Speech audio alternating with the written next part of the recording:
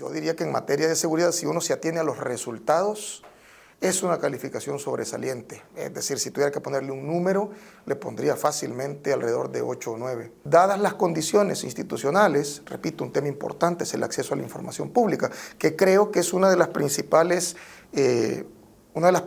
víctimas, digamos, ¿no? O de los principales costos que ha tenido la estrategia del presidente Bukele en materia de seguridad es precisamente la información pública. Hemos perdido en buena medida acceso a información pública. Aunque tenemos más certeza sobre los resultados, el método, la manera en la que se han obtenido, eso es lo que nos genera más dudas, es un espacio más oscuro. Estoy convencido de que el Plan Control Territorial no se implementó. Yo creo que el plan en realidad tenía 2 etapas, no tenía 7, tenía 2. Y de nuevo, siguiendo el ejemplo de ponerle una palabra a cada etapa, aunque luego hay que explicar más, yo diría que estas 2 etapas se podrían llamar perfectamente negociación y encarcelamiento. En esta primera etapa, a mi modo de ver, hubo una disposición de negociar, de llegar a un entendimiento con las pandillas, ¿verdad? En donde la figura clave era Carlos Marroquín, ¿no? El director de la Unidad de Reconstrucción del Tejido Social. Mi impresión es que Carlos Marroquín tenía la disposición de negociar con las pandillas sin necesariamente tenderles una trampa a través de esa negociación. La pandilla quiso, particularmente la MS-13, ¿verdad? Y ciertos programas de la MS-13 en particular, ¿verdad? Como el programa Libertad, el Hollywood, etcétera, quisieron dar una muestra de fuerza, ¿no? Y esto se salió de control, creo yo. Ahí es donde se activa el régimen de excepción como una respuesta a esto, como una manera, creo yo, de parte del presidente de demostrar quién es el que tiene el control, quién manda, ¿no? Y que no iba a aceptar presiones o chantajes, si quieren llamarle así, de ningún tipo.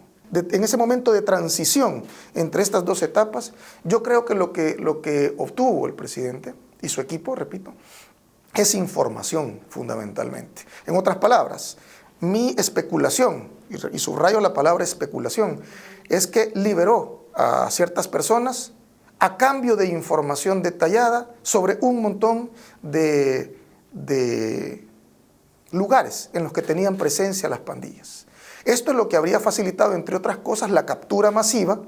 Anteriormente, si alguien decía que las pandillas estaban desarticuladas o debilitadas, debía demostrarlo, ¿verdad? Porque casi todo indicaba lo contrario, que estaban funcionando y que eran fuertes. En la actualidad creo que la lógica se ha invertido. Ahora creo que hay muchos más elementos para creer que están desarticuladas y debilitadas, llevadas a los mínimos, y por tanto hay que aportar pruebas de lo contrario.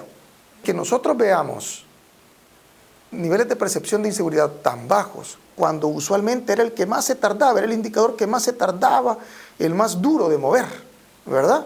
Y que lo tengamos ahora en los niveles en los que se encuentra, a mí me parece, repito, en encuestas con representación nacional, de todos los estratos y áreas geográficas, a mí me parece que es un primer signo de que efectivamente la problemática de las pandillas se ha reducido mucho. Eran las pandillas fundamentalmente las que afectaban a la mayor parte de la población. Si esa mayor parte de la población hoy encuentra niveles de seguridad tan altos, es que ese grupo, es mi lógica, está ahora, repito, llevado a los mínimos. Creo que hay una relación entre el año 2015 y la guerra abierta, ¿verdad?, del presidente Sánchez Serén y el régimen de excepción. Ahora, ¿cuáles son hay diferencias importantes? ¿Cuáles son las que yo creo son más relevantes? Yo destacaría 2. Número 1, la importancia y el manejo que tiene el presidente Bukele, mejor que otros, del espacio simbólico. Es decir, elementos subjetivos que están detrás del funcionamiento de estos grupos y que son importantes, que no solamente tienen que ver con capturas objetivas o decomisos de armas o de drogas o de lo que fuese, sino con el debilitamiento de la moral de estos grupos, ¿no? Actos como, por ejemplo, destruir un cementerio en donde estaban un montón de lápidas, ¿verdad?, dedicadas a las pandillas. Ese es un ejemplo de cómo se debilita el espacio, se controla el espacio simbólico, debilitando la moral de estos grupos, ¿no? Y en segundo lugar, el tema de lo que yo llamo la segunda etapa, el encarcelamiento.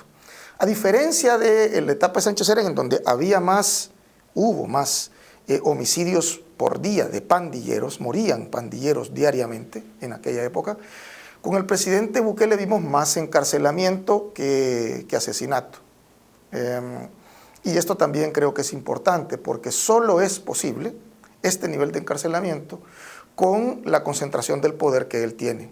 Pensando en términos del punto de vista de la población, se les dice, bueno, miren, ustedes van a tener seguridad, pero no van a tener tanto derecho para decir lo que piensan. Elegirá a la gente, mire, quíteme al pandillero de aquí, porque no solamente me mantiene a mí en zozobra, en miedo constante, sino que además se presenta la posibilidad de que viole a mi hija, de que maten a mi hijo, de que mi esposo no entre, de que salga y no sepamos si regrese. Frente a todo eso que implica el derecho a la seguridad, me pone al lado elegir el derecho a la libertad de expresión. Bueno, no veo yo demasiado dilema al respecto. Si después de todos los costos que estamos viendo, si después de los anuncios que estamos conociendo, de los pronunciamientos de organizaciones de sociedad civil, de revelaciones de medios de comunicación, en donde se confirma la negociación, si después de todo esto, que pareciera haber sido necesario para alcanzar los resultados que tenemos, la población sigue apoyando en esos porcentajes al presidente, vuelvo a decir, para mí lo interesante es cómo la población estaba, y no solo aquí, en otros países, dispuesta a pagar el costo que fuese, con tal de reducir o de minimizar, ¿verdad?, tanto como fuese posible la inseguridad, repito, el control, el acoso y el asedio de grupos como las pandillas.